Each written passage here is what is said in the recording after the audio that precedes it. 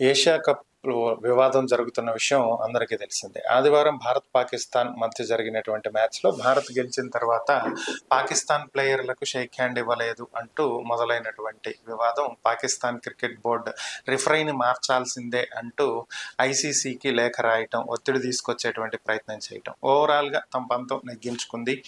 రిఫరీనైతే next ఈరోజు బుధవారం జరగబోయేటువంటి యూఏఈ మ్యాచ్కి అయితే మార్చుకోగలిగింది. మరి తదుపరి మ్యాచ్లకు రిఫరీని కంటిన్యూ చేస్తారా ఏంటనేది ఐసీసీ ఇంతవరకు తేల్చి చెప్పాల. అయితే ఇటువంటి వివాదం జరుగుతున్నటువంటి నేపథ్యంలో భారత కెప్టెన్ సూర్యకుమార్ యాదవ్ మరొక సంచలన ప్రకటన చేయడం జరిగింది. ఒకవేళ భారత్ గనక ఈ ఛాంపియన్స్ ఈ ట్రోఫీ ఈ ఏషియా కప్లో విన్ అయితే, ట్రోఫీ గెలిస్తే ట్రోఫీ ఎవరి చేతుల మీదుగా అందుకోవాలి అంటే ప్రస్తుతం ఏసీసీకి ఆసియా క్రికెట్ కౌన్సిల్కి చైర్మన్గా పీసీబీ బోర్డు చైర్మన్ ఉన్నాడు. సో నక్వీ.